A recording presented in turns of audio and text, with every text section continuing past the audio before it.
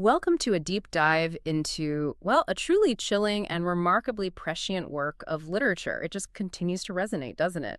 Uncomfortably so. It really does. Today, we're plunging into George Orwell's iconic novel, 1984. We've been looking through excerpts from a pretty comprehensive book review of it. Yeah, a really insightful one. And our mission for you, the listener, is to really unpack the warnings, yes, but also what this review adds, Yeah. Why this 1949 novel remains just essential reading, maybe even urgent. Well, what's compelling, I think, is how the review frames Orwell's foresight. He's writing right after World War II, seeing the start of Soviet authoritarianism. Right, a very specific context here. Exactly, and he synthesizes all these worries into this fictional world that the review argues feels less like some far-off prophecy and more like, well, a potential mirror. A mirror. That's a powerful way to put it.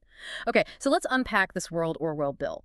1984. It drops us right into Oceania, this fictional superstate. Dystopian, definitely. And control isn't just, everywhere. It's absolute. Yeah, and the review really emphasizes that. The core of the novel isn't just totalitarianism is bad, which obviously, Right. but it's an exploration of how you achieve it. How it's done. How it's done. Through messing with language, destroying truth, crushing individual thought. That's why, as the review points out, it's still so vital. And right in the middle of this, we follow Winston Smith. He's outer party, low ranking. And he starts this quiet internal rebellion against the whole system, this regime led by, well, Big Brother, always watching. The ultimate figurehead. Yeah. His journey is our lens, really. So we've set the stage. Let's get into the themes, because this is where it gets really intense. The review highlights just the absolute nature of this totalitarianism. It's all-consuming. Yeah, the party controls everything. Thoughts, words, history, even love. There's no escape. And that raises this really disturbing question the review tackles. Yeah. How do you actually do that? Control people so completely. Right. How is it possible? And Orwell gives us this terrifying example, which the review details, with the party's use of contradictory logic, doublethink. You see it perfectly in their slogan. War is peace. Freedom is slavery. Ignorance is strength. Ugh, just saying it feels wrong. Exactly. The review suggests it's not just catchy propaganda. It's designed to actually reprogram how people think. And alongside that, there's the surveillance. Big Brother is always watching. It's iconic. But Orwell really nailed something there, didn't he? This idea of zero privacy. He really did. The review points out how brilliant it was to include not just telescreens, but this idea of face crime. Face crime. Yeah, where even the wrong look, a flicker of dissent on your face could betray you. Could be a crime. That's chilling. And connecting that to the bigger picture, the review argues this constant watching, both external and encouraging internal self-policing. It just wipes out any space for real dissent. It makes it almost unthinkable. Unthinkable, yeah, because even your private thoughts might show. Okay, so moving from surveillance. Another huge theme that review stresses is the manipulation of truth and history. The Ministry of Truth arrived. The irony is just dripping, isn't it? Completely. It literally rewrites the past. Constantly. Yeah. Whatever the party needs now. And this highlights a critical point the review really hammers home. Controlling the past is how you dominate the present and the future. Because if you can change what was, you can dictate what is and what will be. It's like gaslighting an entire population. And tied right into that is language. Newspeak, the party's official language. Designed to make rebellion impossible. How? By simplifying. By simplifying, yes, but more than that, by eliminating words. The review explains the goal is to make certain thoughts, especially rebellious ones, literally unthinkable because the vocabulary just isn't there. Wow. So you actually limit the scope of thought itself. Exactly. The review uses that phrase, scope of thought. If you don't have the word for freedom, maybe you can't even properly conceive of it. It's a profound insight. And running through all of this, the review emphasizes this constant struggle. Individuality versus conformity. We see it all through Winston's eyes, his internal fight. Yeah, his fight against a system designed just to crush the individual spirit. It's that human spark trying not to be extinguished. So we have these huge, chilling themes, but they don't just hang there as ideas, right? Orwell brings them to life through the characters. Absolutely. They make the oppression feel real, visceral. The review highlights Winston Smith, not just as our protagonist, but as this sort of battleground for truth and memory. Fighting against the system's attempts to rewrite reality. Right. Which makes his struggle incredibly relatable in a terrifying way. Then there's Julia, Winston's lover. The review draws a nice contrast there. It does. Her rebellion is different. More personal, sensual, secretive, finding little pockets of freedom within the system. Rather than trying to overthrow it ideologically, like Winston maybe dreams of doing. Exactly. A different kind of resistance. And then O'Brien. Complex doesn't even begin to cover it. Menacing. Oh, definitely.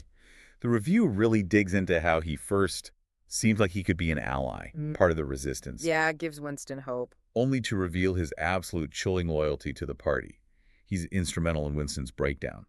The review positions him as embodying the party's terrifying effectiveness, its psychological power. And overseeing it all, symbolically at least, is Big Brother. The review stresses it's not about whether he's a real person. Right? Maybe he is, maybe he isn't. It doesn't matter. His power comes from being omnipresent, godlike almost. His gaze is everywhere, a constant reminder of the party's control, a potent symbol. So, thinking about Orwell's writing itself, how does the review characterize his style? Stark. Direct. Stark, direct, haunting, yes. The review says the style itself helps build that oppressive atmosphere, sentence by sentence. It kind of mirrors the world he's describing. Exactly. The review argues that it reflects the dehumanizing effect of the dictatorship. And crucially, Orwell's focus on psychological detail. Through Winston's thoughts, mostly. Yeah, often through that sort of detached internal voice. It makes the horror feel really personal, not just abstract politics. And the impact. Yeah. Culturally, historically, it's massive.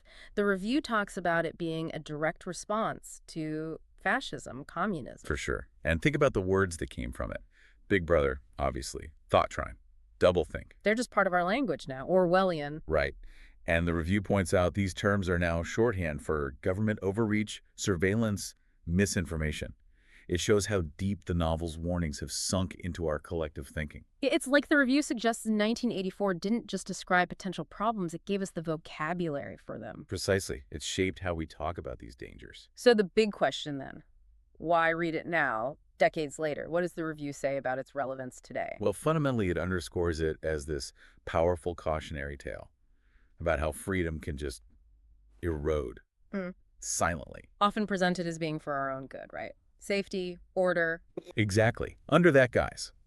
And the review finds it incredibly relevant today. Think about surveillance tech, data privacy debates, social media, fake news. It maps onto so many current anxieties. It really does.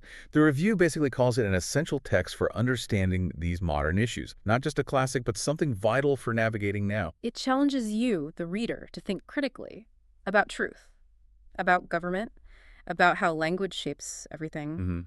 And while the review does acknowledge some criticisms like the tone is relentlessly bleak. It is pretty heavy going. It is. Or that maybe the middle section with the long excerpts from Goldstein's book. The theory and practice of oligarchical collectivism. Yeah, that can feel a bit dense. It can. But the review argues those parts are actually vital. They provide the political and theoretical backbone. They deepen the message, explain the why behind the horror. So they're necessary, even if they slow the pace. Necessary for the full picture, yeah. So overall, the review frames it not just as a novel, but as a kind of wake-up call. Terrifying, yes, but compelling. One of the most important books of the 20th century, easily. The review gives it a 9.5 out of 10. Which feels right. It concludes it's not an easy read emotionally, but absolutely essential. Absolutely essential. And connecting this all back, 1984 isn't just history. It's not just literature locked in the past.